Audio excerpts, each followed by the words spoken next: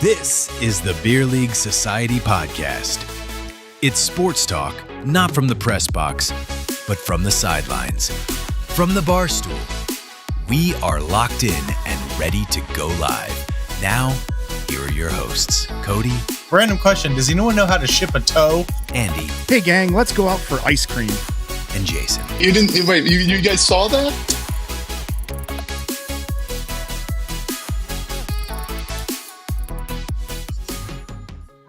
Hey, the gang is all here. What's up, man? Sort of. No, How's it going, we're brother? not. How's it going? We're yeah, not I all know. here. We're missing We're working one. on it. Yeah. We're trying to get Jason in, but in the meantime, we're here. Yeah, we're ready to here. go. Hey, Cheers it up. Cheers. What you sipping on today, dear Andy? Going to Bardstown Rye. Okay, I gotcha. It's becoming a staple. A little If bit, it yeah. ain't broke, don't fix it, right? It's been a couple of episodes since I've ran the Bardstown Rye, but yeah, it's been on stream a couple times. So if it ain't broke, don't fix it, like you said. I mean, I ain't mad at you. With that being said, we've got an exciting podcast planned. Obviously, a lot of action in week 2, but more exciting, we have our first guest to the podcast. First guest. So yeah. I mean, I think, let's not hold off. Let's get into it. What do you think? Should we bring him in? in? Yeah, let's get after it. All right. Here we go. Let's bring him in. He's got beers, he has no balls, and he's got bets. Now welcome in Dustin Smith. Hey everybody, what's up? Welcome. What's up, buddy? Thanks for having me, guys. I appreciate it. No, for sure. Well, hey, No let's do problem. a little bit of introductions here. So, first of all, first guest on the podcast, which is exciting for us. But more importantly, we have the founder of Beers, Balls, and Bets on the podcast today. He's a military-owned and operated sports betting community. He's grown over 20,000 followers on Facebook organically, and not to mention the thousands of people who pay for his advice on Patreon every single month. His worst offense by far, he's my brother. Please welcome Dustin Smith of Beers, Balls, and Bets. Thank you, guys. Welcome. Welcome to the podcast, Welcome. brother. Me and Cody also have complete opposite teams and everything. Oh yeah. It's really True really brothers. helped, right? It's really helped brew the rivalry over the years. Yeah. I'm a Chiefs fan, Bengals fan, So Cubs fan, Reds fan. Cubs fan, yeah. Cubs fan. Yeah. We got Cubs and Reds playing tonight too, no less too. I so. know. And Hunter And these Green's games throwing a matter. no-hitter right now. Yeah. These games Or at matter least too. last I checked, he was throwing a no-hitter. Yeah, I think the Reds. What's the score? I think the Reds have Well, 10 games left, and we're two games back from the wild card spot. So Nice. these all matter. Yeah. Yeah. Cubs clinched yesterday, so we might be taking a little bit off the gas. I'm not sure if we're gonna make a run at the division right now because we're 5 games back, and we got 10 games left, I think. Good So stuff. Yeah. The Brewers if have a we're pretty favorable schedule. if we're comfy where we're at, I think might as well just take the foot off the gas a little bit. And though I always say I prefer when teams are playing like peak coming into the series and not just chillaxing Hot at the or right whatever. time. Yeah. Exactly. Right, yeah, exactly. Well, and PCA's been cold. Kyle Tucker's. I would like to get those bats hot before rolling into the postseason. Kyle went back to some place in Tampa, I think, to get rehabbed out with his team. Like he ditched the Chicago team. Yeah. Well, he's also not under contract with the Cubs next year, so he might be thinking about next year, unfortunately. True. And we might not be wanting to pay for somebody else's rehab assignment. So Yeah. Oh, I don't think we need him. Yeah. By the way, we got Matt Esso in the chat. What's up, brother? John says, "Who the fuck is this guy?" So this is Dustin Smith. He's the founder of Beers, Balls, and Bets, and he's here to talk sports betting. And he has which no balls. I know. And he has no balls. Yeah, which is so. I want to give you an opportunity. That's a perfect segue. Yeah, because I'll say this: this was not us trying to dog him. He This is approved his this idea. intro and his idea. So I'll give him the floor to explain to everybody. So yeah. I can go ahead if you want me to. Sure, yeah, go ahead. I'll make it a short story. Tell us where the name came from. So, long story short, I was in the Marine Corps for 4 years, got hurt. I ruptured my testicles. I had to have 6 surgeries. That's where the no balls and all that good stuff comes from. But then after getting medically retired from the Marine Corps, I was hammered drunk in my basement one night. And I got this idea that that came to my mind that I was like, beers, balls, and bets. I don't know where the name came from. It just was right off the top of my head. And I immediately called Cody and I said, hey, I'm going to create this Facebook page for sports betting. And I'm going to call it Beers, Balls, and Bets. And Cody created the logo for me. And 5 years later, I have like 20,000+ followers. The craziest part of all of that is it's all organic. And you're only on Facebook. You're not on like Instagram. Yeah, I've Twitter, never had TikTok stuff. or Instagram. I've never had a Snapchat, nothing. Right. I'm not really even Which a big tells social media guy. Right. But the crazy part is what that tells me is it's all word of mouth.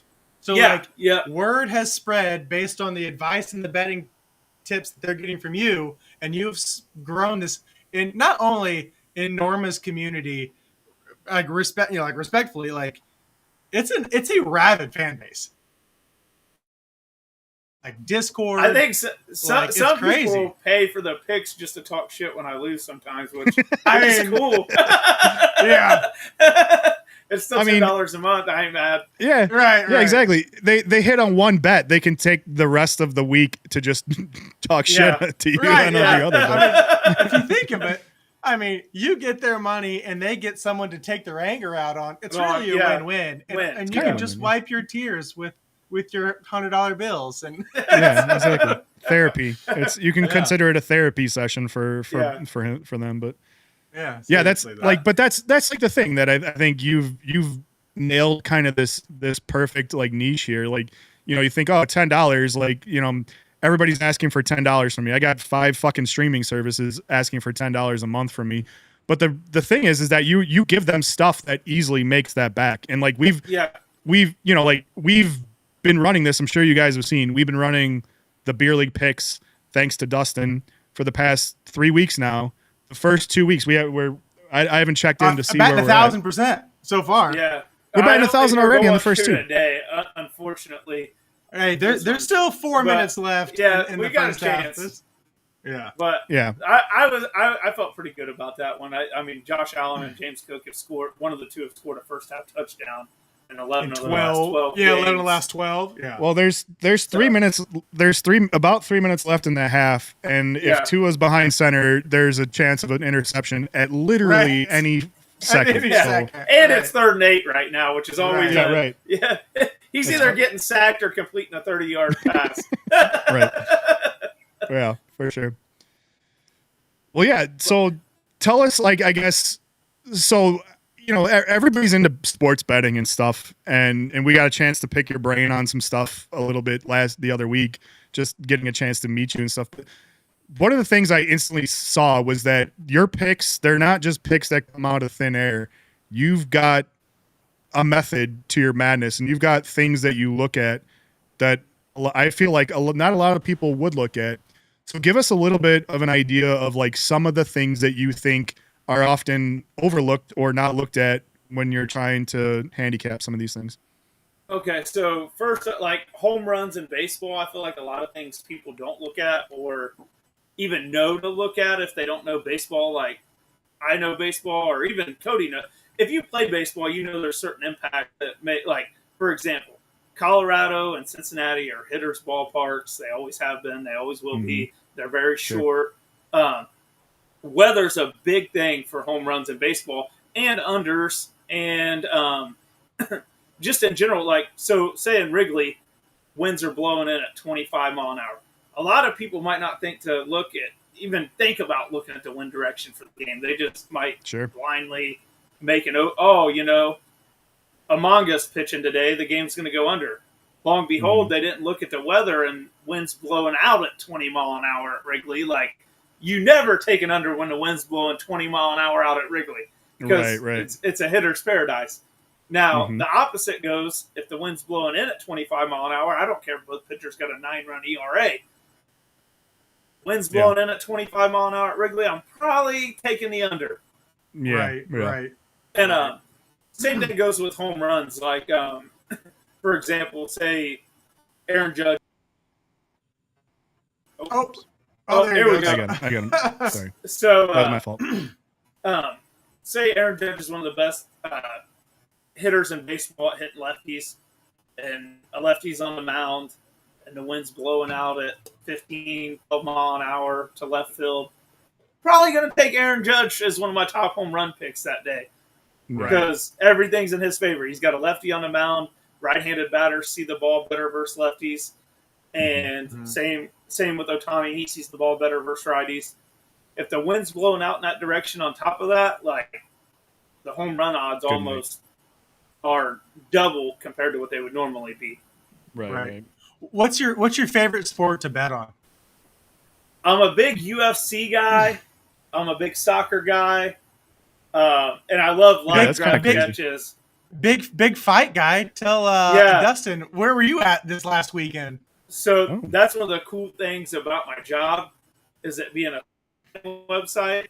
I can go to a lot of sporting events and go out there and advertise and write it off on my taxes. So that's a perk. That is a perk.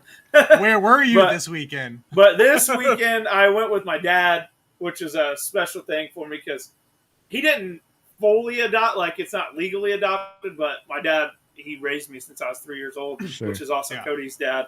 My dad was never involved in my life. So me and him went to the Bud and Canelo fight. So that was a pretty special moment. Went to Vegas. And, yeah. Went to Vegas. Yeah. Yeah, it was a good time. Other than my Chiefs got beat by the Eagles and I got harassed all weekend. So I mean, sounds like a good weekend to me. I don't know.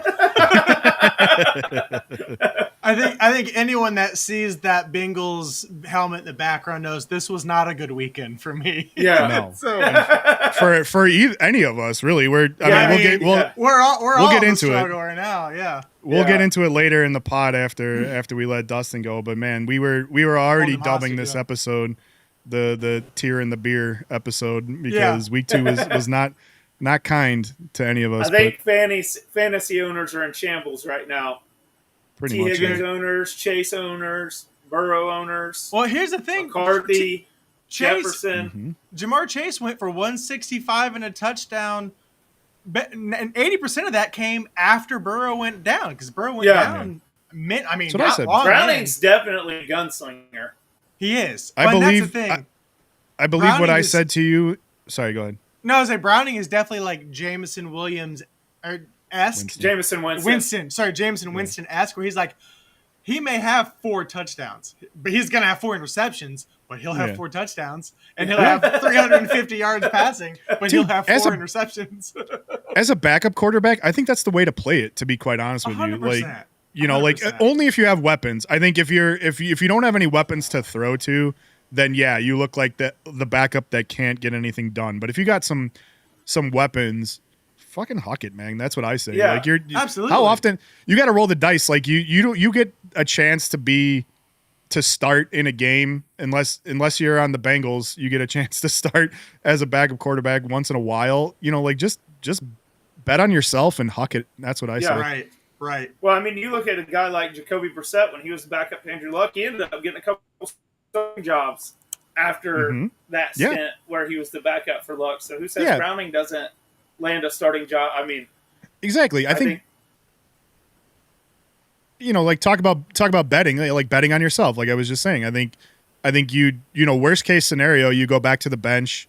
And maybe at the end of the year, the team decides whether or not they want to move on from a backup quarterback. But that happens anyway. Yeah. If you go out there and you huck it and you connect, you might have just played yourself into a starting job. So, definitely. You know, 100%. It's still mind-blowing to me that Trey Lance has never been given really any opportunity. Like, I don't understand how he's drafted 3 overall and he's never been given any kind of opportunity in any game, really. We've talked about him a lot. Yeah, we've talked about him actually a shocking amount considering he's not a starter. But like we talked about how, man, talk about a guy who has had just the most horrific injury luck. Because obviously the 49ers drafted him very high, played him, immediately got injured. Brought him back the next year. He was the clear starter. He came out and showed out. Immediately got injured.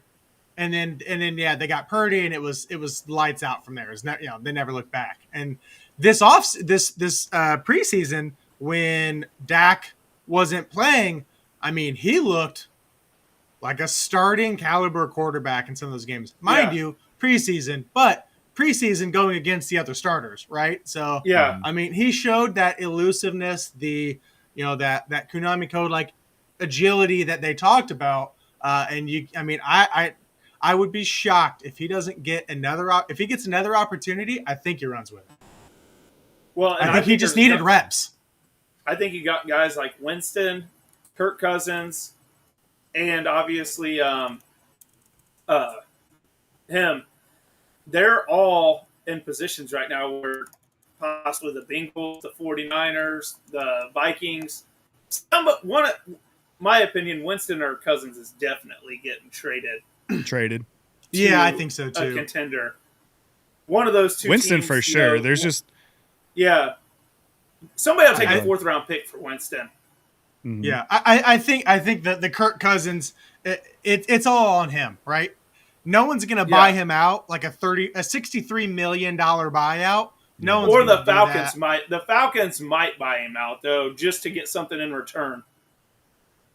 Yeah, just to get something. I wouldn't want $163 million just sitting on my bench and never doing nothing. Like if I could get a 3rd round pick out of it, I would eat half that or even more, just to get something, so that I didn't waste $163 million. I mean, you're not wrong. Yeah, but yeah. So back to the betting. Really good. Yeah. Oh no, yeah. Penix has looked pretty decent, I think, for sure. Mm-hmm. But I was about to ask, back to the betting. So you talked a little bit about the baseball and stuff. Can you give us a little bit of a rundown on your picks for for this most recent? What was it? It was like Josh Allen and James Cook first half touchdowns. I had them first half touchdowns. That's what I gave to Cody. Obviously, I share a little more than that in my Discord and Patreon. For sure. But people pay for that, so that's fair. Yeah, exactly. Yeah. You guys are getting this for free, so right. And I hate that it lost. It really upsets me. They had a chance. Just a couple. Kincaid could have been tackled at the 1, and instead he reached over the pylon. But But anyways. So what was give us like your breakdown on that one.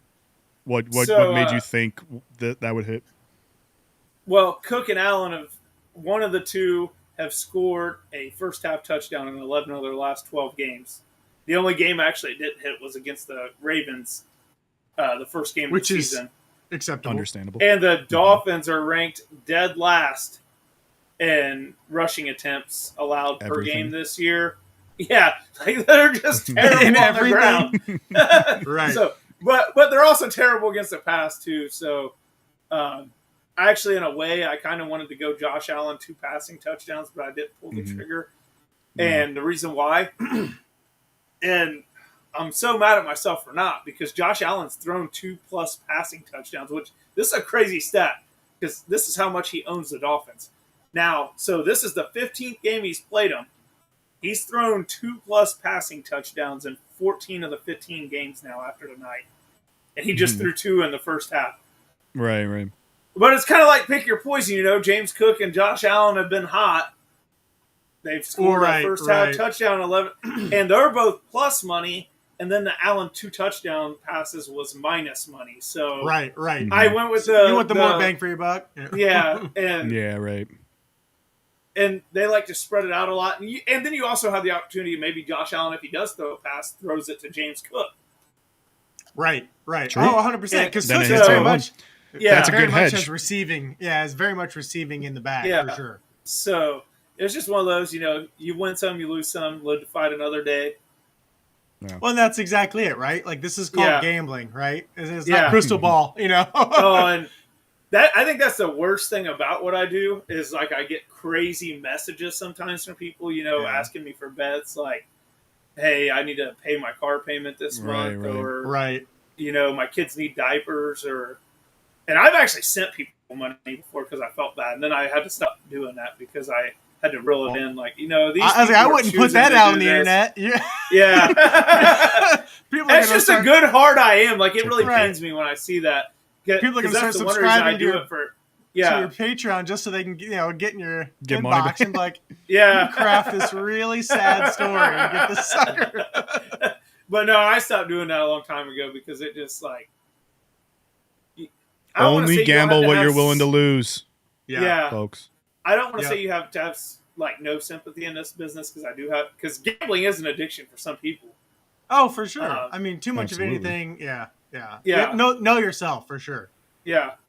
And that's why I try to post all my bet. Like, I show what I place on my bets. I don't bet more than $25 most of the time because of the simple fact, like, it's gambling.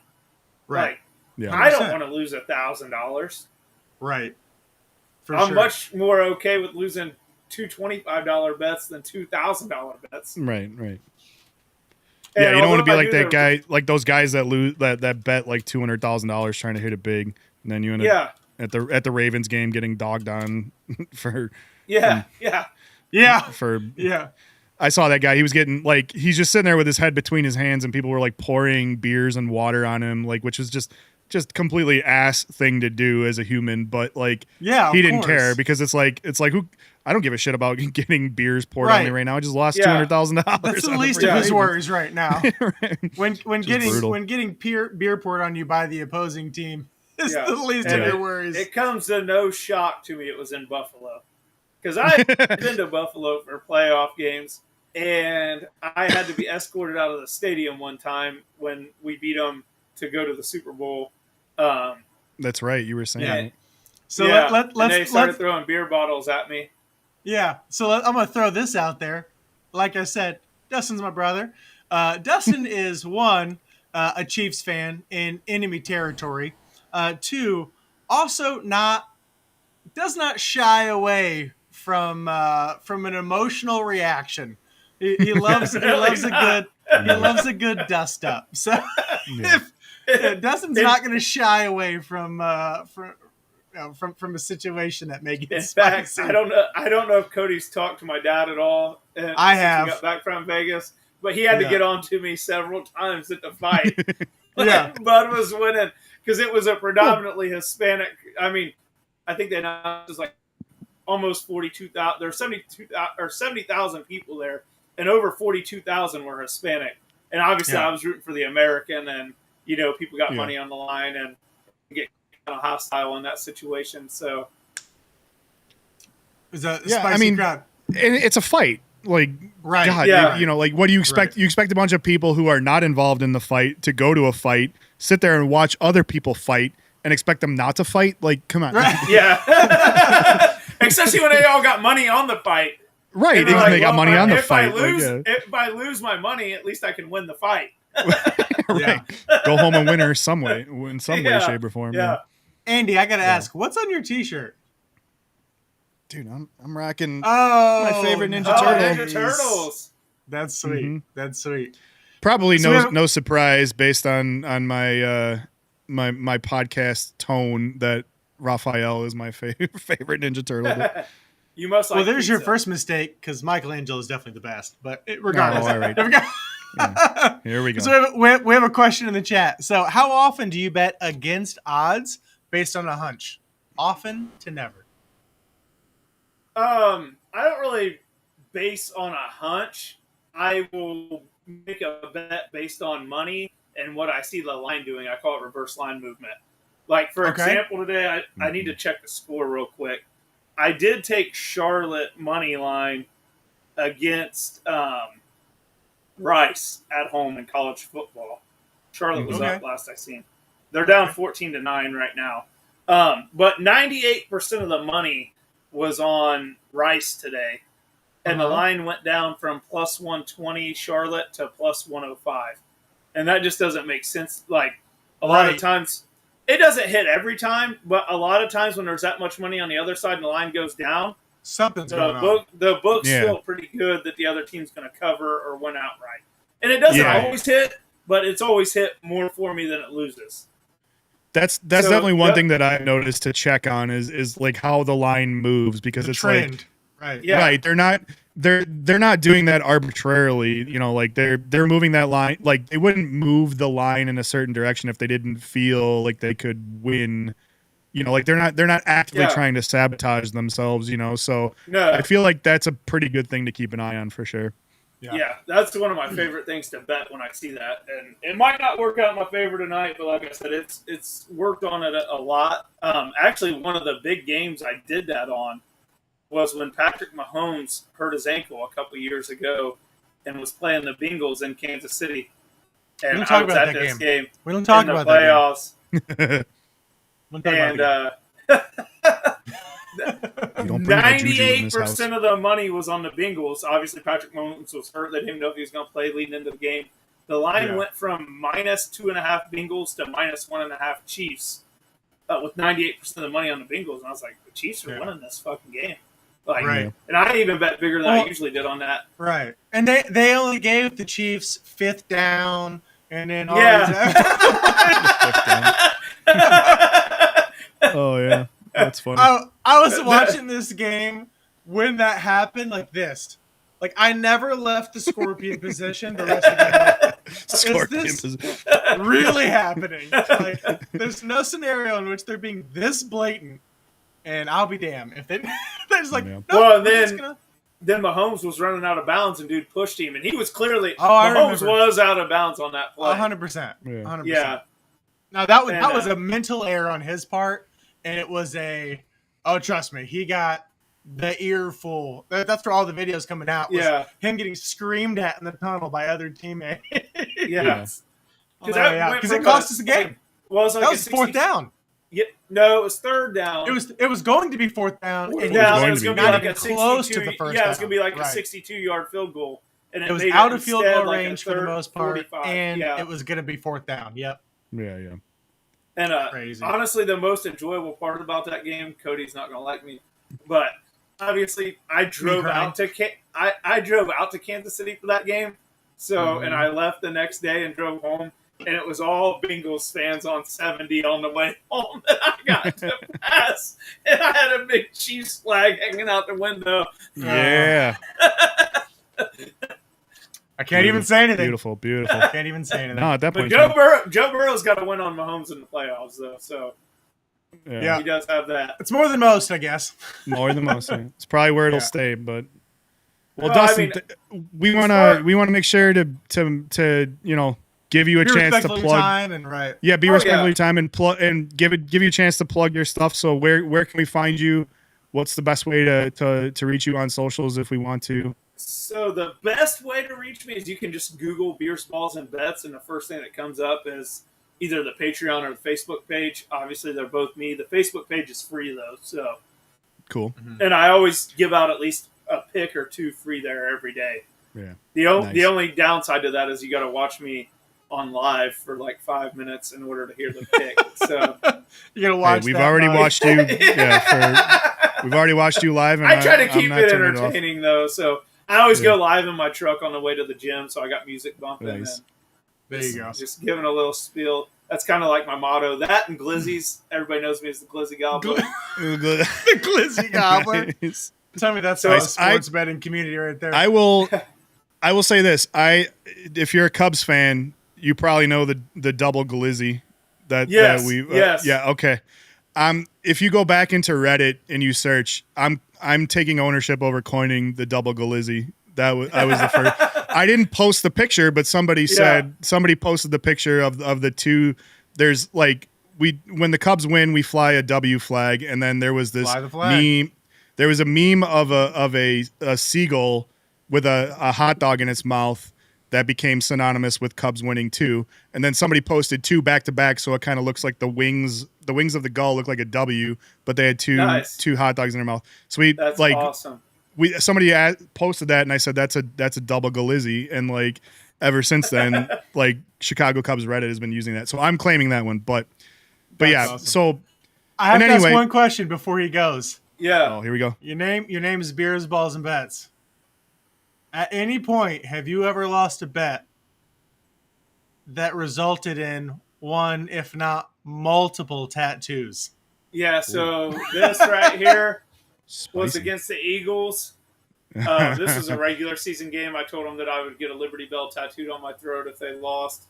Wow. And most of these aren't bets I'm actually making. It's just because me and Philly, me and the Philly community on my page, we go back and forth because of the Chiefs and Eagles. So every time the Chiefs and Eagles play, I make a tattoo bet, which honestly I have to get another tattoo here pretty soon because I bet them.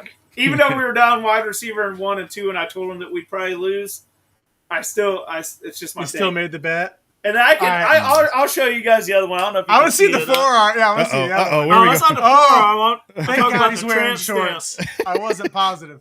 Oh, I forgot about the tramp stamp. Hold on a second. Oh, here we go. We're going there. We're Please getting don't it. pull it down too far. Yeah. I got the Jalen Hurts, Love Hurts, tramp stamp. Nice. What? Shout out That- to Taylor Swift Not one. real proud of it. I don't go swimming anymore without my shirt off. That's amazing. There's another bet I lost one time on a page. Just how the Glizzy Gobbler came. That I told him I would eat a 12-pack of hot dogs on live, raw, if the bet lost, and I had to eat a 12-pack. I've hit a lot of my bets, so Why do I feel like you were the one coming up with these punishments yourself? I do. I think you're going too So far. I actually another tattoo I had to get. Let me see here, and I had to get this because It's one of the these Chiefs ones where I'm won the glad Super Bowl. it's making fuzzy. the motion sick. There we go. This is Taylor Swift. Oh yeah. And I told everybody 2 years ago if the Chiefs won the Super Bowl, I was pretty confident going into the playoffs that they were going to win the Super Bowl, and I bet on them to win the Super Bowl first week. It was like plus 700. And I told them if they won the Super Bowl, I would get a tattoo of Taylor Swift on my arm. So they won that bet, and I still punished myself, but it is It's what crazy. It is. It's crazy that you remember what the odds are for a game that was 2 years ago, but you can't remember sleeves on your shirt. Like, I know. Sun's out, guns That's out, awesome. baby. yeah, right. Yeah. Well, Matt Esso said It in the is chat. dark. Matt Esso said, "Sorry to hear about your nuts, and thank you for your service." Yes, hey, thank I you for your appreciate service it. I in appreciate many you. Thank ways. you. Yes. All right. And hey, well, if you Dustin, haven't we can't already, thank you enough, brother. yeah, we can't thank you enough for joining. And if you haven't, please check out his page, patronize him as much as you can. Also, check out our page. He gives us bets every week as well too. Dustin, thank you so much. We will catch you again. We'll have you on again sometime soon because this was Yes, awesome. sir. So take care, Hey. and we'll see you next time. Yeah, Yes, sir. go Chiefs. All right. See you later. Cut him off. Yeah, I appreciate that. Get that damn laugh out of here. Yeah, cut him Hell off. yeah. If you haven't already, like I said, find him on Beers, Balls, and Bets on Facebook. He's got a Patreon. It's just his Patreon keeps growing and growing and growing. It's kind of crazy what he's done. Like I said, organically. Yeah, Like organic. that's the craziest awesome. part. Mhm. Like 20,000 is like, okay, that's cool. I mean, that's impressive for sure. Mhm. Organically is a whole different ball game. Yep. So, and on tip of the yeah, cap from and on handshakes. exactly on Facebook too. That's Mm-hmm. that's awesome. Yeah, and he's not even pushing to it from Twitter or Instagram or whatever. Right, it is. right. So it was great to have you on the podcast, Dustin. Appreciate you, brother. Yeah, thanks, Dustin. Yeah. With that Oh being man. said, lots. Let's get into the podcast now. First of all, yeah. super exciting that we officially had our first guest. I think that's like a milestone moment. So It is a milestone, yeah. I'll Cheers. tip of that one. There we go. Cheers. Cheers. But Unfortunately, that's about the only good thing that really we got going for us. If you look at the teams we all follow, I mean, yeah. pretty Let's freaking brutal. just get it out of the way now because I know my feelings are still hurt. But if I don't know if you listened to the intro or not, it wasn't intended for him. It's been on the podcast since the season started. But if anyone knows how to ship a toe, Joe How Burrow and the Oh my God. Bengals. I know, like that was how horrific is that? Yeah. Matt Martin in the chat. What's up, brother? But, yeah, pretty hard, pretty hard brutal. times. if you're a Bengals fan, yeah.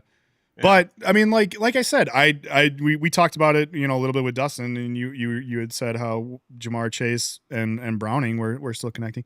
I texted you and I said Chase is still banking over here, and I feel like he kind of probably still will. Yeah. I don't know. I feel like there are few, but a few people in the NFL, specifically wide receivers and tight ends, who are for the most part quarterback proof. And thank God Jamar Chase is one of them. Because when you get as open as he does, I mean, Right. it doesn't, and he's your first read. It's not hard to hit a wide open target. Yeah, right. Yeah, exactly. That could take a 5-yard curl 80 yards all the way. Justin Jefferson's that way. Malik Neighbors is that way. Like, there's a few of them out there. Thank God we have one of them, because we need them now more than ever, probably. Yeah, right. Yeah. Oh, and then I'm not alone though. Like, the Bengals are not alone. A lot of big injuries this week. JJ McCarthy's out with with an ankle and a child. Yeah. I got that. I got some stuff for that. I got some stuff for that coming up. But yeah. Well, I mean, that'll come later with all the memes and stuff. But yeah. The quarterback situation is friggin' brutal right now. I mean, Jaden Daniels with Jaden Daniels came up, questionable. Yeah. Right. Yeah. I've seen. Justin Fields. He's out. Yeah. Friend of the program, Justin Fields, is all. Yeah. Friend of the pod. But I mean, it's just a brutal. I mean, I'm telling you, I made the comparison this week. I'm like, man, by 4:30, like week 2 was like the Red Wedding. It was just high profile people going down back to back. Like it was all afternoon on Sunday. Yeah, it's crazy. We had Jalen Johnson go down, but like, I mean, God, I mean, the injury bug is probably the least of our concerns. Like I'm sure there's a lot of people that can't wait to talk Bears on this, in the chat. But please throw it at me, because I said this to everybody. The one thing I love about the NFL though is that if your team stinks, it doesn't stink up your TV every night. It it's just one day a week. Just one day a week, yeah, and then you get a chance. It may to ruin just, your week, but but you get a chance to calm down a little bit and not have to be perpetually watching this terrible team continue to stink it up. And like, there's always this hope that like, okay, they've got an entire week, usually an entire week. Let's hope that they do something productive with that week to kind of make some strides towards making it better. It doesn't always immediately turn into something, but like, it's better than any other sport where it's like you've got a day, maybe 2, to practice and change some things before you have to go back out there and show your ass again on like on TV and stuff. So I do kind of like that about the NFL, that like you get like it we probably agonize, but like for me it's always been a good thing. Like I feel like I go through the full arc over the course of a week where I can be upset, come to acceptance over it, and then kind of like jump back into like the hopium a little bit. But well, it's definitely a especially those for the those of us with the rough teams, like it's a mourning process week after week after week after week. I'd like to think it makes us resilient, but it probably just makes us a little crazy. O-line. That's all. Do you feel like it's the O-line's fault that Burrow got hit with the turf toe? Yeah, of course. Well, and here's the thing. So one, it's a few things. Yeah, everything comes with context, right? So last year, Joe Burrow threw for 7 bajillion yards. He led the league in passing yards and passing touchdowns, I'm pretty sure. I think he was like second in like passer rating or something like that. Jamar Chase hit the Triple Crown. And everyone was saying like, oh my God, if only they had a defense. Not even like, if they just had a middle of the pack 15th ranked defense, they're going to the Super Bowl. What did the Bengals front office do? They spent all of our draft picks on defensive players. And guess what? Our defense has looked phenomenally better. Yeah. You know what didn't happen is we did not improve our offensive line. And come to find out, if you don't have an offensive line and you have a almost $500 million quarterback behind that line, it doesn't really matter what the defense looks like if you don't have Joe Burrow behind center. So and that's what sucks is it's one of those of like, there's so many fires you can put out with the draft. And the Bengals had too many fires to put out in one draft. And you just pray, like they're like, all right, we got our defense at least, if not improved, at least depth. So when the inevitable injury bug hits, we're not. Hey, Jason's in. Jason's here. He may need headphones, but sad face. This is going to transition well into our Bears conversation. Yeah, it really is. Welcome to the pod, bud. Jason has been dealing with some technical issues that we're not quite sure of quite yet. Yeah, but he's here. I'm not now, gonna lie. I think it's because we had our special guest that he bumped Jason out. There's just no room on screen. It may have been a capacity issue. But now I think I know where I stand in the pecking order at this point. No, that's where you stand in the order of people that joined promptly for the pre-show. Right. Well, there's something that you always should know about me, which I think you know already. Promptness is not my middle name when it comes to these types of things. Timeliness is next to For the godliness. record, anybody who's watching, I'm very prompt with work. Just not my podcasts. That's Don't all. worry about it. Yeah, we're happy to have you. I'll put this one on me. I've not tried. We've not tried to have a guest yet, so I think that's it's our first guest. You have to explain. Well, that's not true because we have run for and it was working fine. So we'll get it figured. But that was on a different. We ran that on me. That was on a different software. That was on me. Yeah. This is true. Yeah. So for those that don't know, the streaming software that we are using, Andy, the gentleman in the middle here, developed it from scratch. Custom proprietary. Everything that you're seeing, he has hand developed himself. That means every time it goes to shit, it's my fault. Hey, credit comes with blame, all right? Oh, yeah, you're right. So every time that you see something that's new, that's a dope-ass like introduction or transition or scrolling text along the bottom, that is Andy's work. And whenever we're 12 minutes late or there's only two of us, it's also Andy's fault. Also my fault. Right. As I literally almost tipped my cut water onto my keyboard. So there we go. Well, it's not all. You don't need your keyboard for this.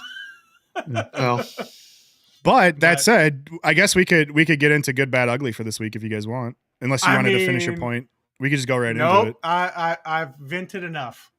All right, you ready? You ready to go? All right, let's go. We're gonna intro it. Here we go.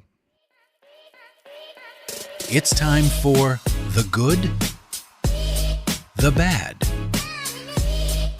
and the ugly.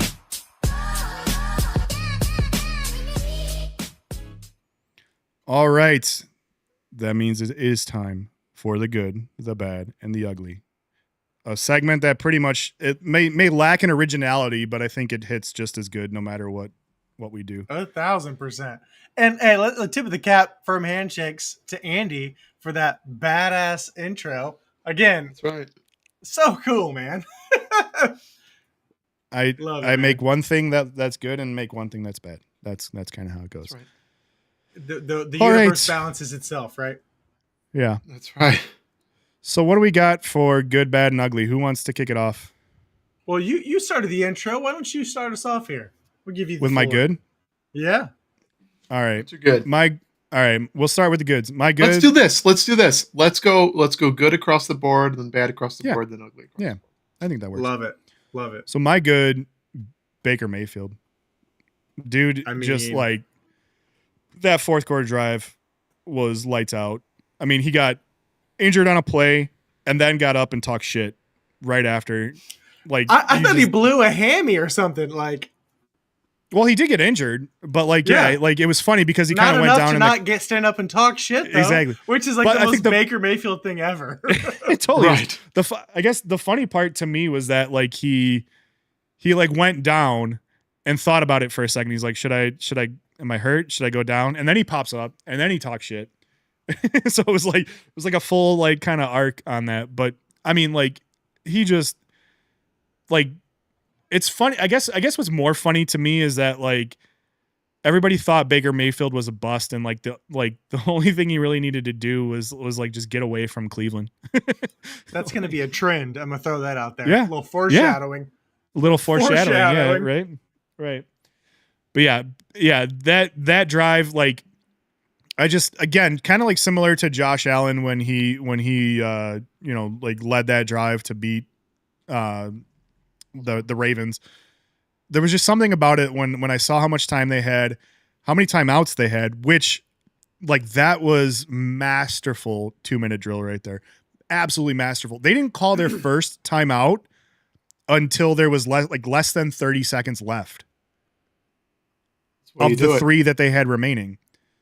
Like they had their entire play. They were first and goal or whatever it was. They were on the goal line. I don't know what down it was, but they had 2 timeouts. They had their entire playbook at their disposal from like goal line situation. They could run the ball. They could run the ball backwards if they wanted to. They still had 2 timeouts to like to pick whatever play they wanted. Yeah, exactly. They could have done the loop-de-loo. They could have done the Marcus Allen runs 80 yards one way just to come back 80 yards, 100 yards the other way. Go all the way back to your own goal line. That's a mad. Yeah, they could have done that right there. Right. Because they had We're all predating all those Cody timeouts on that comment. Yeah, I know what you're Cody talking knows about. what I got the reference on that one. You got the Okay. reference. Yeah. But yeah, I football, man.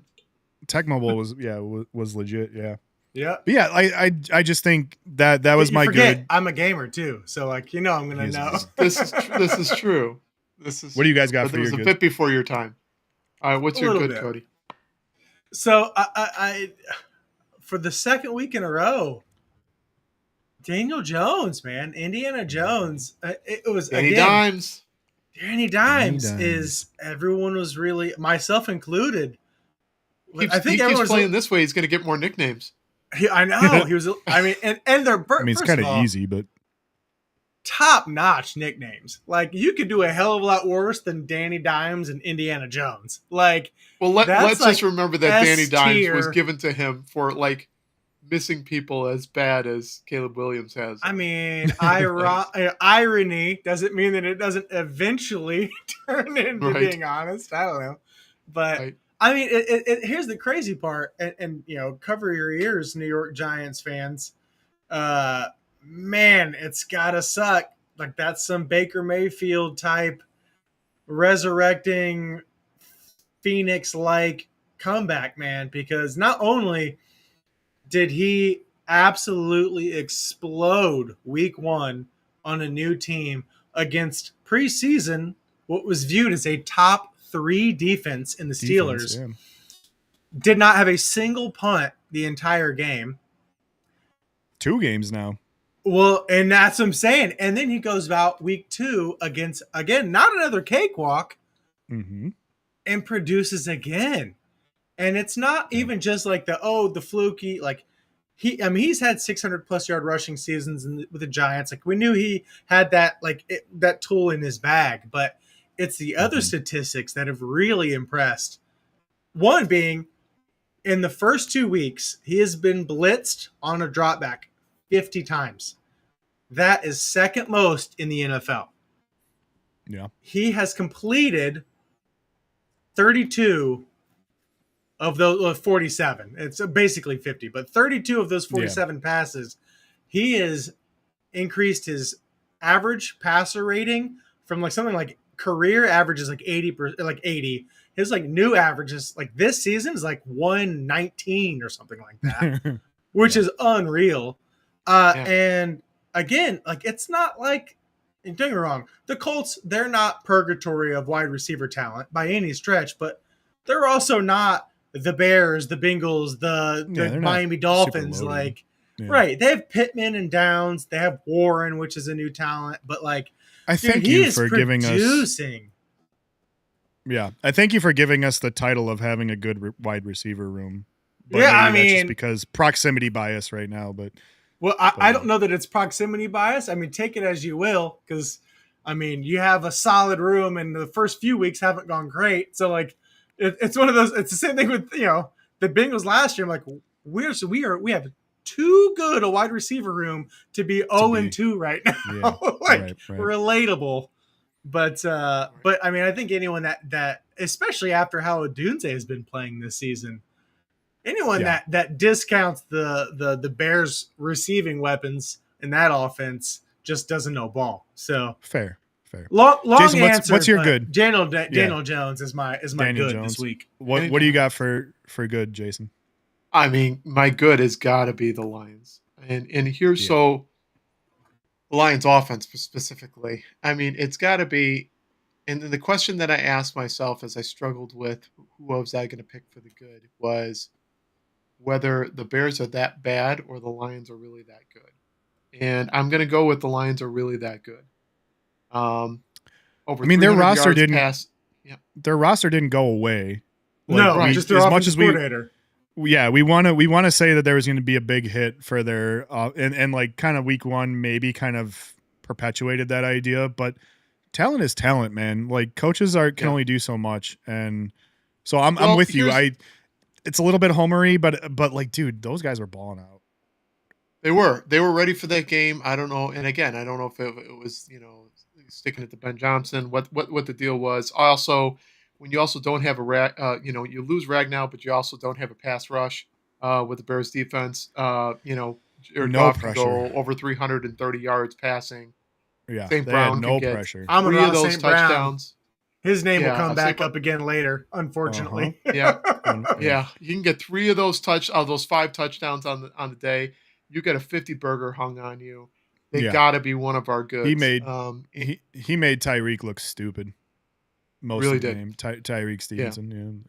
Yeah, Stevenson. Which is not great. hard because he's pretty stupid in general, but it got exposed pretty badly on that one. Yeah, Tyreek's got a talented mouth, but he can't back it up with his actual talent on the field.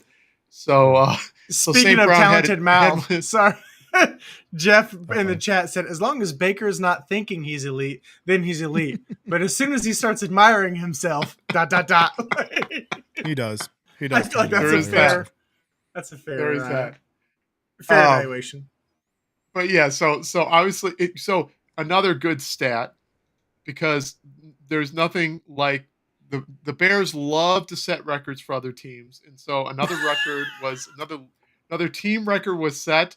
The Lions had over 8.8 average yards per play on the game, and and that is a new Lions record. Yeah, that's brutal. 8.8 that is absolutely brutal. Yards per play. So we might as well just segue, because my bad is the Bears defense. That was a perfect segue. Yeah, it was a perfect segue. 8.8. That's a stat I had not heard, and that's brutal. The one that I did hear that makes me throw up in my mouth a little bit is over the last 5 quarters, they gave up 73 points, which is pretty brutal. That's like one additional quarter away from, what was it, the Broncos hanging a 70 burger on the Dolphins a few years back. Like, here's another one for you. From a team the Lions had 7 plays over 20 yards, dude. No, 7 effing plays over 20 yards. God, come on, man. Like, this is much for bend, don't break. Right. It's break some more. Right. Break like a fucking pretzel rod. Like, that is man tumbling down a mountain. Break. Exactly. We have the tensile strength of a pretzel rod on defense. And but that's like the thing. Like we talk, like I was a little hesitant early on to just give, like, everybody was like, give Ben Johnson a blank check. That's who you want. I agreed that he was the best candidate, but I also said that with that comes a regression on defense, unless, like, what I did, I'll back that up. What I did say was that the more important hires to me in Ben Johnson, if we were to grab Ben Johnson as a head coach, was the defensive coordinator. Because you hire Ben Johnson, he's an offensive coordinator. Eberflus's defense, with the exception of that one, the final year, was a good defense. It was a top, like, we were talking about them as top 5 with a very similar roster prior to the 2024 season. So to me, it was, if we hire Ben, there's an expectation that we may regress on defense unless he hires somebody good as a defensive coordinator. And we hired Dennis Allen. And I thought, okay, this was a good hire. We may not regress as much on defense. And then last week happened, and now I'm questioning my entire existence. Okay. And now it's burn the ships. Well, no, okay. Now we're talking rebuild. Okay. So we're gonna go into Homerland, but this is not on Dennis Allen. You've got TJ Edwards, your middle linebacker. I have a hard time believing a 52 burger isn't a little bit on Allen. A little bit, tiny bit. But you've got your Mike linebacker and your only Pro Bowl player maybe in the whole damn team is out. Yeah. And you're missing your opposite side corner as well, in Tyler Gordon. So you can't. There's only so much a man can do in scheme. There is only so much a man can do, but 50-something points is gotta be. I'm not saying that he doesn't have some accountability worth to it. Two players. But at the same time, I watched that game and went through the play-by-play, and you've got, I would say probably about 35% of those plays, they were running stunts on that defensive line trying to free people up, and they could not do it. That is an indictment on that defensive line. That is an indictment on Ryan Poles. So I'm not going to hang that completely on Dennis Allen. I think, you can only scheme that so far, and at some point, people got to actually do stuff on the field, and outside of if you subscribe a sack that was taken away from Sweat, you don't have a defense. Like Sweat was non-existent, and you're paying that guy big money to get yourself close to 10 sacks a year, and he can't even get himself one. And we've talked about this. At some point, you got to put the onus on the players too. So you said that it was an indictment on Poles, but like, you look at the roster on paper, I don't think that that's a team that gives up 50 points, even without Jalen Johnson and Edwards. And Gordon and TJ or Edwards not on the field. I still don't think there was games last year where we didn't have those guys. Everyone's shitting on the Bengals right now for Joe Burrow going down, and no one gives a shit that we lost our offensive guard and our tackle in week 1 and week 2. It doesn't matter, because once he went down, it doesn't matter what the context is. Yeah. It's what's the headline, and at the end of the day, the headline is Bears let up 52 points. Yeah, and no one gives a shit enough to know the context, which isn't fair. It's absolutely not fair. But the internet's not fair. No, it is what it is. You're absolutely right. You're absolutely right. But to your point, I think it falls on the players. I think I don't. Dennis Allen has proven himself. I don't need to see more from Dennis Allen to know that he's a good football coach. Right. So if Eberflus was here, the same thing would have happened. It would have been just as bad. Actually, it would have been worse, because I think Dennis Allen is more aggressive defensive coordinator than Eberflus is. And we're going to see this weekend if Dallas can actually hang against the Bears. So we'll see. But and also, the better the offense is, the less time the defense spends on the field, the less opportunity there is for scoring. That's a big thing. 100%. Very true. Yeah. All right. We want to keep it rolling. So let's go with bads. I gave you mine. What's your bad, Cody? Oh, that's a good question. I had mine pulled up. I forgot what it was. Hey, you go. Back up to mine. No, we can. All right, you're gonna make me scroll back up in our conversation. Just take your time. All right. My bad was. I got my bad. Okay, I can go. So my bad was Brian Thomas Jr., which is really difficult for me to say because I'm a big Brian Thomas Jr. fan. With that being said, he balled the hell out last year, and everyone was freaking out. All right, well, how are the Jaguars going to use Hunter? Is he going to impede on his receiving weapons? Is he going to be more of a defensive guy? And honestly, I think he is. Hunter's been nothing at this point better than a wide receiver 2. He's not really shown anything better than that at this point. With that being said, Brian Thomas had, and I got a great view of it because they were playing the Bengals. He had more drops in pivotal moments in that game that I think he had all of last year. One literally in the end zone, one for a first down on fourth down on the within the 5-yard line. Like he had pivotal drops. You got to make pivotal times that if he catches them, they win the game. Period.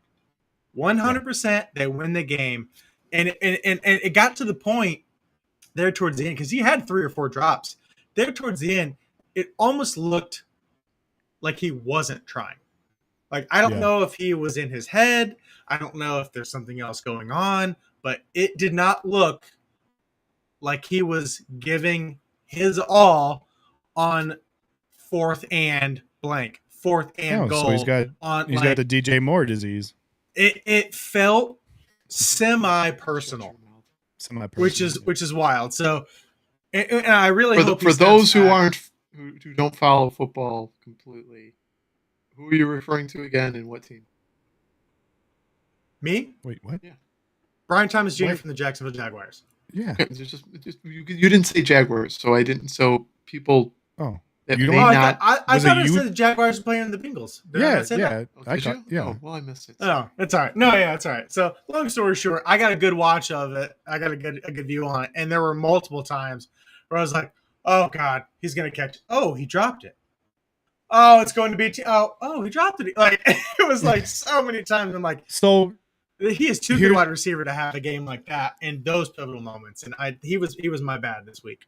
Here's a segue into Jason's bad. Do you think his drops were worse than Travis Kelce? I mean, Jason, take it away. Who your bad? That's my bad. So I think, if I remember correctly, that I said that Casey was going to be a stretch to win the division this year. Mm-hmm. And while we're only 2 games in, feeling pretty good about it. Feeling pretty good. Very good. Feeling very good about that. Yeah. So they are looking very pedestrian, very human. And third down woes, drop passes at pivotal moments. God, that not being able to just push it across the finish line, and Mahomes looking very, very pedestrian. Kelce just booted that ball straight into the defender's hands on the goal line. And then he went palms up almost immediately. Like, dude had the ball and was like returning it for yardage, and Kelce's over there with his hands up like, what happened, Pat? Why did you throw me that ball and hit me in the hands? Like, I like the ball on my hip, not like hip adjacent. Come on. To quote the future Miss Travis Kelce, I don't know about you, but I'm feeling 0-2. Nice. Just saying. I like it. I love it. We'll see. Because my beloved started 0-2, and I saw plenty of stats around teams not being able to make the playoffs at 0-2 have a 12% chance of actually making the playoffs. At that, makes you feel better. The Bengals did it, and they made it to the Super Bowl. And the Bengals never been back since. Right, the Bengals are the exception to the rule for sure. That season, they definitely defied the odds by far. But if anybody's going to do it, Patrick Mahomes is going to be able to do it. I was about to say, 1,000%. They're going to figure out a way to do it. 1,000%. And we're all going to hate him for it. I mean, and they're not. I mean, the division's not. It's not the NFC North. So they've got a good chance. I don't know. That division has taken a hell of a step up. It definitely has taken a step this year. Definitely has taken a step. The Raiders have Janty. They have a solid attack. I mean, I don't know. The Chargers look recharged. I don't know if it's the batteries to the nipples or what, but they look electric right now. Last week. I knew that was coming. I love it. But, you could show me that meme right now again, and I would freaking crack It's always up funny. Just as much as I did last week.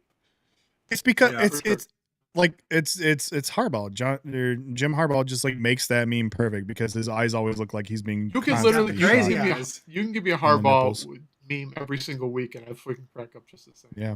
All right, give me your. Let's go ugly. Yeah, let's go ugly. All right, my ugly. Joe Burrow's toe. Sorry, Cody. I mean, this is gonna come up like a ton of times sometimes throughout the rest of the podcast. Yeah. But like his toes busted, his own line is busted, and honestly, I feel like the plan to protect your franchise quarterback is kind of busted too. Like, if they I don't want to tear spoil some of the down- memes, but like there was some comps over there. Like we're talking like luck level comps on that stuff. It's all I've heard all week long. I'm sure. The beauty of being a Bengals fan is that we've been really bad for a long time. So when anything comes out, it's like, oh, cool. At least we're getting talked about. The bad news is when something like that happens, I get bombarded with text and memes and all that. And it's all like Andrew Luck 2.0 and which at this point, believe like, it. what am I supposed to say?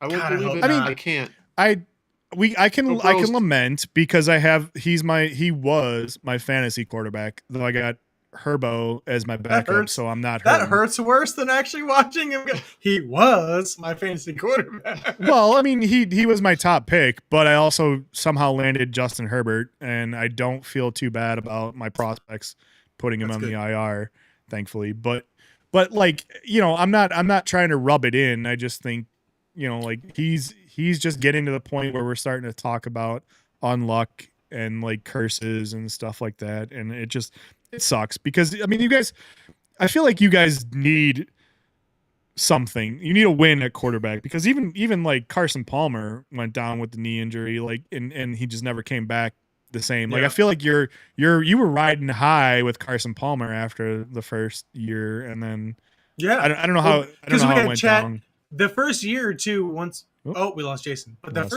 first year or two that we had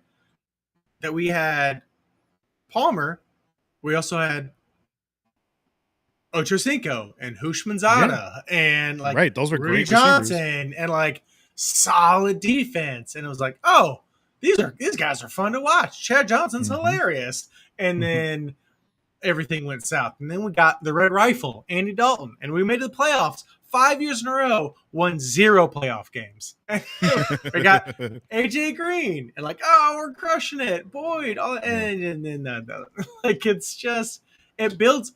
If you're always at the bottom, it doesn't hurt as bad. But if they build you up a little bit and just give you a little bit of hope, it's worse. So I feel like that's the Bengals strategy. I can tell you, it hurts. It hurts being at the bottom too. Because you guys have a Super Bowl win. I didn't see my first playoff win until I was in my 30s. I'm like Bane over here. I didn't see the light until I was almost a man. We saw a Super Bowl appearance. Yeah. Well, okay, yeah. So we did see a Super Bowl appearance. No, okay. I don't know. Most people have not seen the Super Bowl. I did see the Super Bowl, but I was so young. I do have my first memory as a child. I remember nothing about the game other than where I was when I watched it, and like I was 3 years old. I was at Lou Malnati's with no, I was in an apartment with in the Chicago. Dog for some reason. We were watching the Max Headroom halftime show, and I was putting my hand on my uncle's crystal ball that like did like the little fiber optic things. You know what I'm talking about? The zappy thing? Yeah, the zappy ball. Yeah.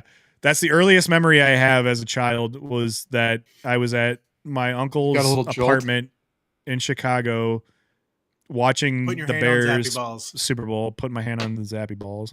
Yeah. Are we still doing phrasing? Is phrasing still a thing? Is that a thing? Zappy balls. And it's also very pathetic. So you had our 40-year anniversary that they actually did right for our for the first home game, and that was just pathetic in many aspects. As much as I love my '85 Bears, January 26, 1986, but I that was pathetic. Yeah. So, all right, uglies. So what do you got for uglies? Cody. I think Cody's up. And then we got to drop a couple names. I thought it was Andy's. Did Andy already go? Andy already went. Joe Burrow's toe. Joe Burrow's toe. I keep skipping. Come on, man. You go. I know. My phone keeps going on mute. You go. All right. All right. The ugly for Jason is. We'll get back to Cody. My ugly is Mr. Flacco and his illustrious homecoming to the Ravens. Wacko for Flacco.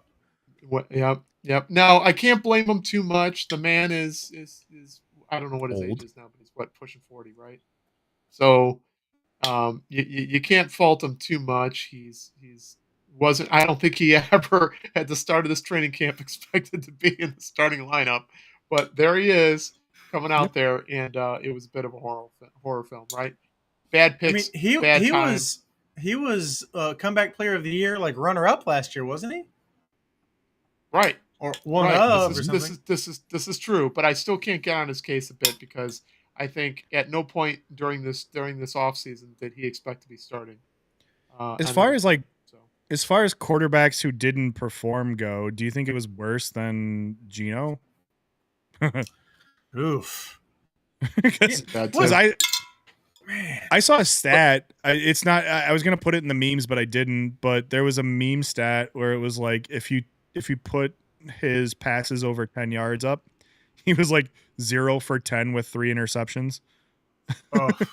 Did you see? That's not as bad. JJ? Wait. That's bad. You're right. That's not as bad as the JJ McCarthy, right? Yes! If he would have spiked the ball every single play, He would have had a better his passer QB rating would have rating. been better.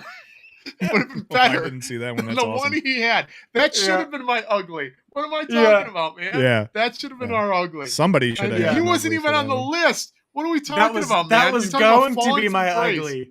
That was Right. going to be my ugly, and then I broadened my ugly. Oh man! All right, so I'm replacing my ugly with JJ McCarthy because All right. Flacco wasn't nearly as bad as he was, Right at the and end. the bloom was off the rose. He goes from offensive player in the week I to was gonna absolute say, bag man, and just put the big old steaming poop in the middle of the 50-yard line. I was I just hope we about get to to the say meme, too, 'cause I fall, got some memes for fall from glory of Right. offensive player of the NFC straight to like if he threw the ball backwards, he'd have a better Right. passer And now we're rating. talking about Cousins possibly coming back to Minnesota Yeah. to save him. Oh Right. my goodness! Yeah. So there All you right. go. So All my What's your ugly was the quarterback position in In general. In general, between the Burrow You can't injury, go that general. That Dude, doesn't but count. I've got context. With the Burrow injury, the JJ McCarthy ankle/kid injury, he's not playing this week. His Justin testosterone Fields. drops 30% when his Dude. wife has a baby. So I don't know if you saw that one. I don't did not know put where that I did is. not put that in the memes. Some freaking meatballs were on NFC North meme war saying, "Oh, JJ McCarthy was present when his wife gave birth. Therefore, his testosterone dropped by like 20%, making him less effective as a quarterback." Some And I things are just, bigger like, than yeah. football. Shut up. Heavy eye roll. Heavy eye roll. I was Right. like, what, bro? Like, yeah. Anyway, Anyways, And that was in Reddit somewhere, right? oh yeah, of course. the deepest, darkest recesses of the internet. Like, Well, you don't have But- to go far. You just go to any sub. on I Reddit. mean, you're not good. wrong. You're not wrong. But Yeah. but again, just in general, like even Jaden Daniels is dinged up, and it's a bad time to be a quarterback 7? in week 2, man. Set- Oh yeah, set and the Justin OSHA count- Fields Set the Justin OSHA counter Fields- to 0. out with a concussion. Yeah, we did. Jaden Daniels questionable. I mean, and we've got some other big injuries too. Like not even just in the quarterback position, but like Austin Eckler. Gone. The second I saw the Done. video, I'm like, oh, that Achilles is We all texted each other. Dunzo. We texted him Yep. like, oh, well, there goes his Achilles. Before they Right. even, I couldn't. he wasn't off the field yet. We're like, well, he's done for the year Right. Yeah. for sure. I have him on my Which- fantasy roster, and I was trying every day to move him to IR or to drop him, one of the two. I could not Yeah. wait for Tuesday to hit when all the games cycled over, and I So could you drop get him because I off was your like, roster. just get him on my. I don't want to see This this. I don't- sucks, man. Yeah, it does. Yeah. Well, I mean, he was on especially my if you're a bench, but Washington still. fan, because they Right. traded Brian Thomas, not Brian Thomas, Brian Brian No. Robinson Robinson. Yeah. to San Francisco. I'm like, you know, we got Eckler, we got Bill, we got Yeah, got good. plenty. We're fine. We good. And then bro. Eckler the next week goes down. Yeah. I'm like, And Eckler was set to have himself a season too. yeah. And Eckler's dude at prime Eckler was so fun to watch, man, because Mhm. his quite receiving good. talent out of the backfield and just the ball. You get the ball in his hands on a dink and dunk or drop off or He was screen. Homer PPR takes gold. reminded me a lot of Thomas Jones from the Yeah, it was Bears. PPR Man. gold. Yeah, just a lot But of. he was lot so of fun to watch, man. I play in PPR leagues, and that was why I was like, well, Eckler's, like I got him, for late round for a steal. I'm like,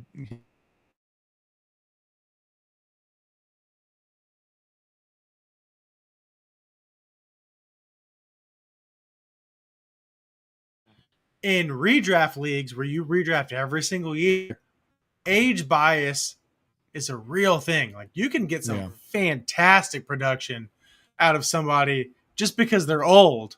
Like there's not, there's that negative bias, but man, that was a bummer. Like that one I hated to see for sure. Yeah, and Sucks. speaking of And he's old a good running dude. backs, Aaron, I mean, probably not going to have the same sentiment for this guy, but Aaron Jones also down with a hamstring injury. He's out this week. So lots of injuries this week. It was brutal. yeah, we're not upset Love to see lost that on Aaron one. Jones. Yeah. Yeah, Okay. no love lost there, right? All right, what do you guys I think? I don't You like wanna- seeing anybody go down, but all right. I want to give me- get into some memes. That's Yeah, what wanna give me get some into memes. some Give me memes? some Let's memes. get I the just want to people see what the they All want. right. Give Let's the do people some what they memes. want. All right, well, we're gonna intro the Here we go. memes again. Here we go. It's time for some news.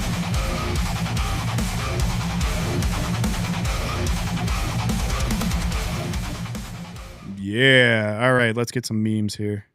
Dude, that intro makes Oh. me want to fight people. Like Exactly. So we can't escape it. We're already going to go with this one. If Joe Burrow misses 2 games, he will have missed more games due to injury in his career than Tua. Hello. Tua's missed 14 games. I give up. If Burrow Jason? misses, yeah, we can hear you. We can see you. we can hear you, What's the Jason. problem? Yeah, we're good. I don't know. Oh, Anyway, he's frozen. Dude, that one hurts. That one hurts bad. right? Ugh. That was like absolutely mind blowing to me. I had no idea he like would have missed more games than Tua. Crazy. Anyway, Well, all right. That's not ideal. What What sucks is at least Burrow's older than Tua.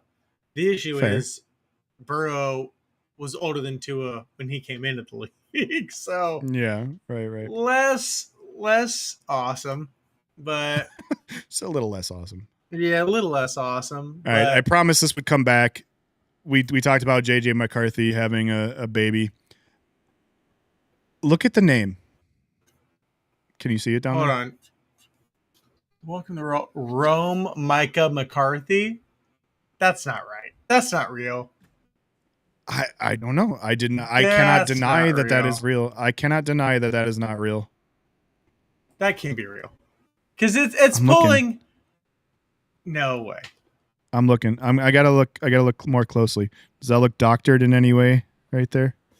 Dude. It does not look doctored. I don't know. That one I have not confirmed.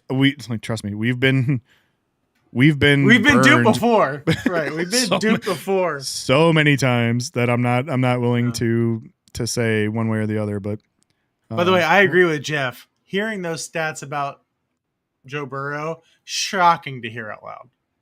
yeah, that's they are. I don't know Nothing what's but going on hurt here. feelings on this side of the conversation. Why can't yeah, not zoom Brutal. out. Brutal. I gotta stop. Hang on. Let me stop sharing and try to. No, yeah, you're good. You're good. I mean, and by the way, tip of the cap, firm handshakes. Congratulations, McCarthy. Yeah, of course. I gotta say it because the Bears fans aren't going to, but it's exciting. I mean that. Yeah, no, like trust me. That Some things are bigger than football. I'm happy for him. Yeah, If- some things are big in the football. If you guys didn't feel that way, we wouldn't be on a podcast together. I know. For Right. those that don't know Jason or Andy outside of their Bears fanboydom, I love to throw that term out there because I know it tweaks Andy, but they're genuinely good people, or else I wouldn't be doing this with them. Right, of course. I'm also you. leaning on the fact I that appreciate that. I have a better judge of character than they do because they're doing a podcast with me. So, All right, let's get back into it real quick. I will share. Okay. All right. did so I next mention one. that Andy custom developed all of this, by the way? So, any technical issues, Direct them straight to me. the guy in the green. Straight to me. All right. Derrick Henry entering his 10th NFL season. We've talked about this before, but this was still kind of wild. Still does not have as many total yards as he did in high school. In high school, which is 500 outrageous. yards away in his 10th season in the NFL. And he's been a good freaking running back. Record-setting, in the NFL. franchise record-setting seasons in the NFL. Yeah. That is outrageous. Just nuts. All right, what do we got next? Wow. Ooh, I did hear this something. I heard something earlier this week that was something along the lines of, what is it? Hurts has more rushing touchdowns over the last 3 seasons than Derrick Henry. Who was it? Derrick Henry, Christian McCaffrey, Bijan Robinson, and he's got more rushing touchdowns than any of those guys over the last 2 seasons. Yeah. Which is crazy because none of nuts. them are from more than 4 yards out, you know? Yeah. That's super crazy. This one kind of got me. I mean, this is we don't want to talk about sad things, but just adds to the saga that is what is going on with Travis Kelce right now. You know, he's just not doing himself any favors. And this one, look, he's your teammate. I get it. You don't, but he also drove 120 miles an hour, hit someone, and walked away from the scene. Yeah. Right. And there's video. This is 2025. There's video evidence of everything. Everything. And there's no getting around it. I understand. And again, tip of the cap, firm handshake. There's definitely something to supporting your teammates through thick and thin, etc. But they're your boys for sure. You have to use a little bit of right. This was not the time to do it. You got cameras on you. There's just very little, right? Yeah, exactly. Well, yeah, I think it's one thing to kind of show it just in a small setting, but to do this when you are one of the most high profile NFL players right now, and you're getting exposure to a billionaire, so exactly, and you're getting exposure outside of football. To show this just feels like a bad look to me. So that's kind of less of a haha funny meme and more of just who are you crapping over here? Travis Kelce. What's so funny is I feel like as soon as he cut his 1990s rom-com haircut, he started getting back into his little ruffian kind of ways, yeah, right. As soon as he ditched the old Nicholas Sparks book character haircut, he started letting it out a little bit. Yeah, there's one other meme where he was in some I don't know, some Western drawstring tassel-y thing too that I could have posted, but I didn't want to cut him. He did a whole photo shoot about stuff like that. Yeah. Yeah. It was a lumberjack by the river. Right. All right. What do we got next? I'm sure you saw this guy, right? Oh yeah. Did you see him? Oh yeah. Everybody saw this meme, right? So I on this one I just kind of compiled a list. Dude's insanely He's still jacked. going. Yeah. He's still going, but he puts on a monster strip. Jesus Christ. I mean, look at those. What? Seriously, why'd you have to take your shirt off? You're just embarrassing all the people around you with those friggin' muscles. Remind you, he's from the state that you have torn into historically. Yeah. I ain't scared. Look at that guy in his gas station glasses and tell me that guy would not come to Chicago just to prove a point.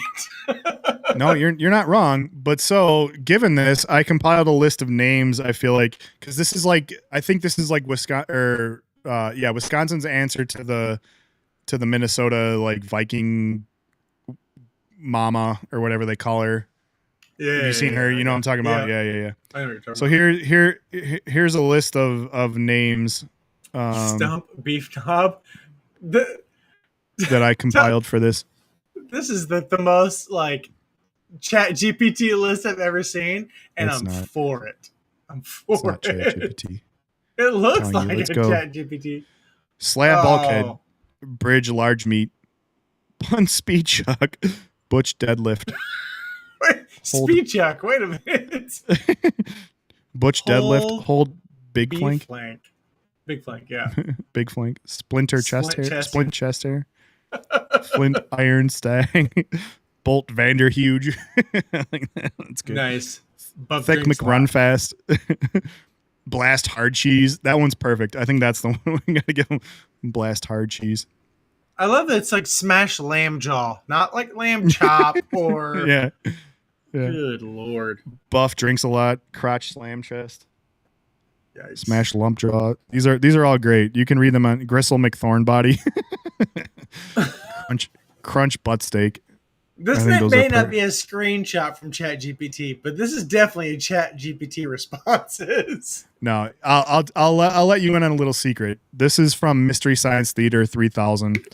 This is a weird reference. I doubt anybody's ever seen this, but there was a show where they used to play old movies in the background, and they would have like 3 character silhouettes Along in the the front. silhouettes, yeah. Yeah. And there was one where it was like some buff dude, and they like just rifled off the names. So I screenshotted this from like somebody listing out the names they talked about in that Mystery Science Theater 3000 episode. So that's where that came from. That's still pretty badass though. But it could also apply to this. Where are we at here? What is that? This is a doctored meme, but a meme nonetheless. Since Caleb Williams told Tory Taylor, "You're not going to have to punt too much around here," Tory Taylor has punted 92 times, more than any other. I wasn't going to bring that up, but I definitely screenshot that statistic and then left it in my photos. Yeah, because I was like, you know what? We're all having a hard week. Let's not kick a dead, let's not beat a dead horse here. And the fact that you brought it up, it gives me that much more respect for you because you're just leaning into it. Like I am totally leaning into it. Yeah, you're leaning into it because. But like all those names could apply to Tory Taylor right now because he's punted way more than any other person in the entire NFL. So that one was kind of funny. My boy's thick. Some more Bears shenanigans for you. Highlights. Highlights. This is what DeAndre Swift is like. You're gonna probably have to watch it a second time through to see all of them, but just to really catch the agony. Yeah, just like doing his entire best to miss the opening and miss the hole. Yeah. You gotta hit that Just juke brutal. button with a wide open hole right down the gut. Yeah, right. Yeah, love that. This one's good. This one's good. Romeo Dobbs in the home uniform. I don't know if Dude, his head. All right, so his head has to be studied. What is up with that dude's dome? it's the freaking halo or whatever they call it. What's the cap that they wear? I know what you're talking about, but like outside of having the cap, like that dude's head is massive. He does have a massive What the head. hell? But the halo cap or whatever they make that he decides to wear is just like, especially like the part that got me was like it was perfect for their uniforms that they wore the last what was the Thursday that they played because they wore the whiteout uniforms and like it was the white with the green with the green G. They're just But still, even with the Guardian cap, like his head's monstrous. His head is huge. Yeah, that's ridiculous. Studies show benefits of skin to skin. Do you know what's hilarious? As when we were talking about JJ McCarthy, I was about to say, I'm like, hey, Science has shown the value of skin-to-skin contact. I don't blame that guy for missing this week. I swear to God, I was going to make a comment about skin-to-skin contact, and then the fact that this comes up really makes me regret not saying it. That's weird. It's a very weird thing to have, like, yeah. Oh, yeah, because J.J. McCarthy is missing.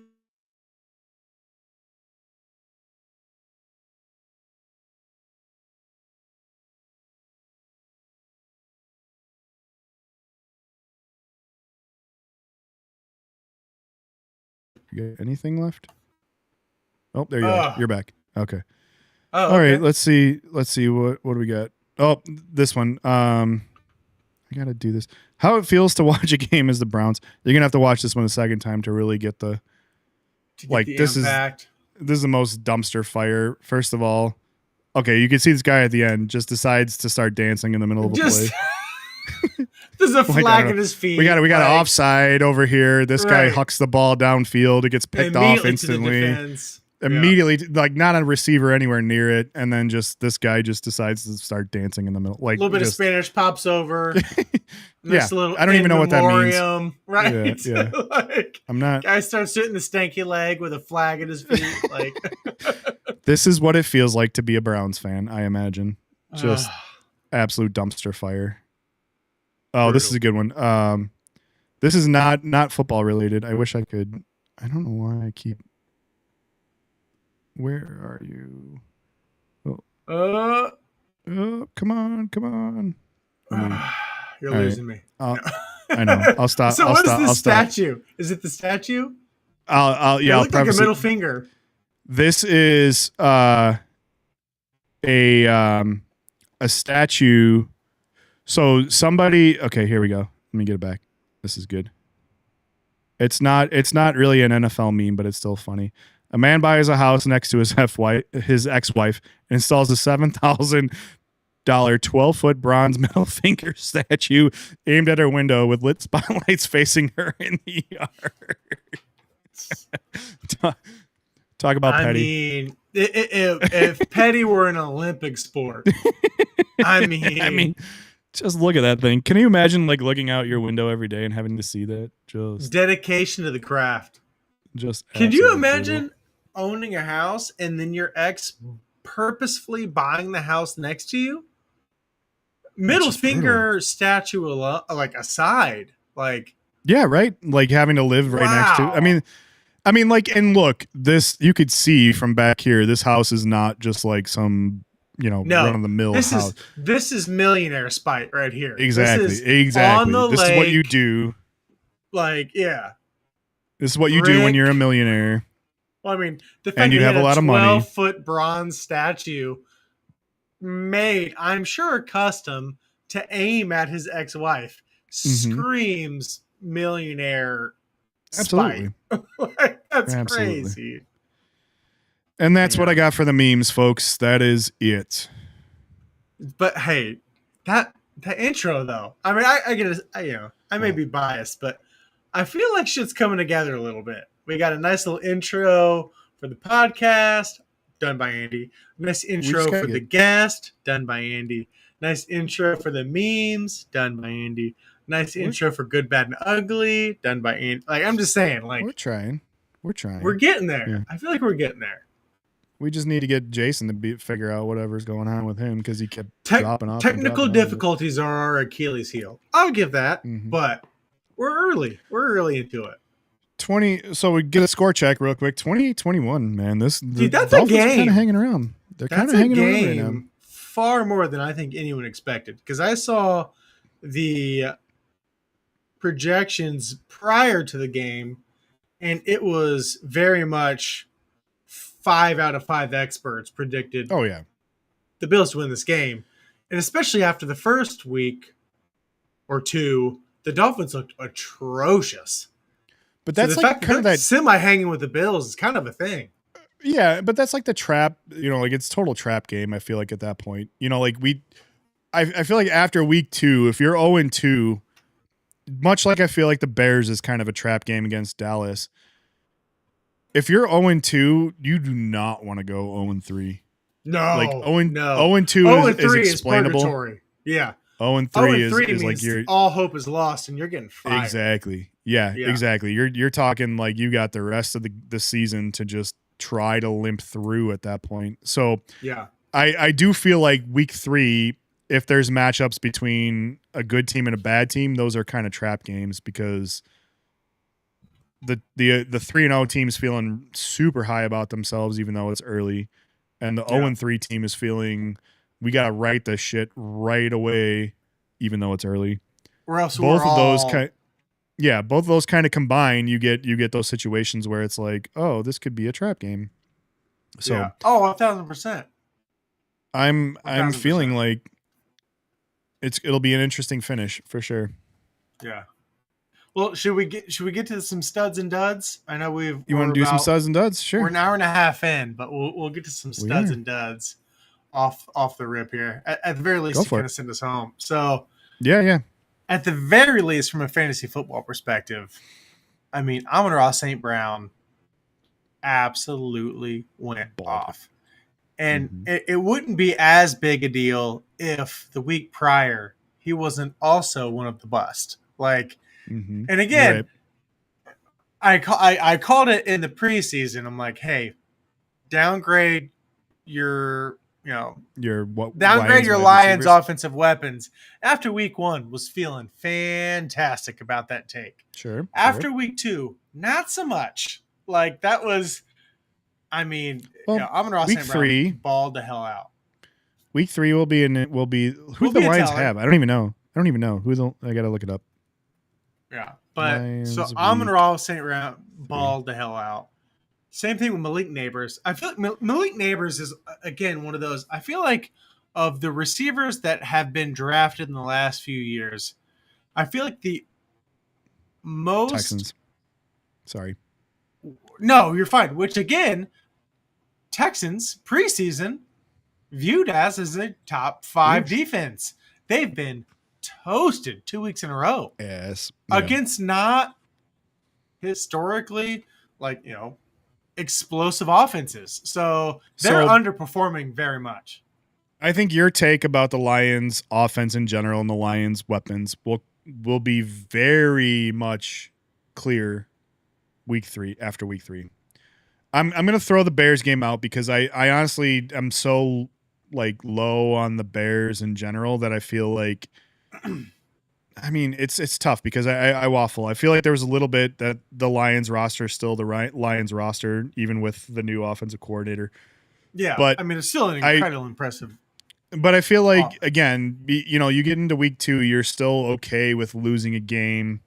It's not ideal, but you're still okay. You just do not want to go 0-3. And 100%. Is Houston? I think Houston's in danger. They're 0-2 right now. They're off to a rough start. 100%. Yeah.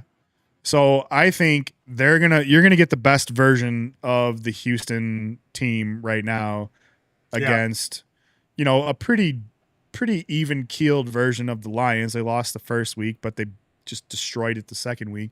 So I think your take will kind of come into picture after this week. If Amon-Ra St. Brown and the rest of the Lions can go out and just parlay what they did to the Bears into the same thing with the Texans, then it's time to start thinking they're a legit contender. Yeah. If they kind of regress a little bit, I still think there's still some holdover over losing a pretty decent head or offensive coordinator. Right? And if those that weren't there for the podcast that we talked about that was my whole thing. It's not that the talent has gone down in Detroit. If anything, that talent has improved. The issue is it's not just Amon-Ra St. Brown and Gibbs and Laporta anymore. They keep pulling in all these incredibly talented people. Jameson Williams has really kind of come into himself at the end of last year. You still have David Montgomery, who is a touchdown feed.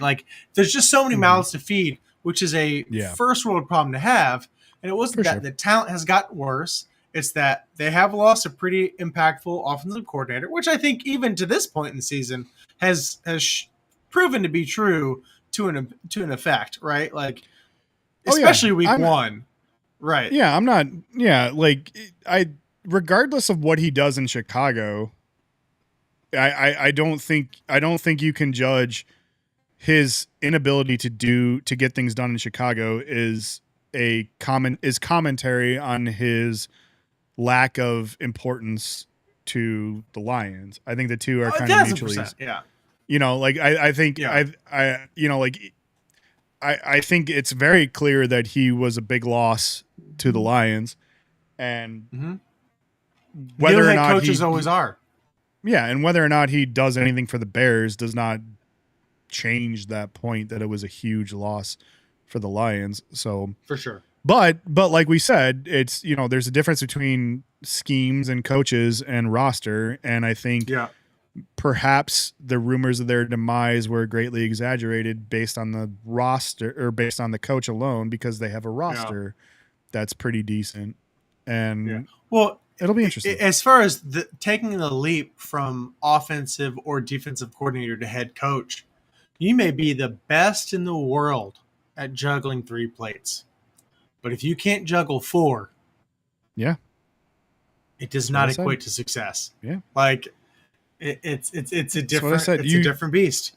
There's, when you're an offensive coordinator, you get to develop or you get to devote 100% of your effort. cognitive load to offensive coordinating. If you're Yeah. a head coach, even if you hire the best staff and take over play calling and all these other things, and you still have a non 100% cognitive load that has to be devoted to the entire game, all 3 phases of that game that you have to think about. And I think we noticed that with Ben and the way he kind of called that game. There was we talked about a challenge, or it was not a challenge, but there was a catch towards the end with Tesla, who caught the ball like inbounds, and then there was this like mass chaos because they had to like try to spike the ball before they had like 6 seconds left, and they had to try to spike the ball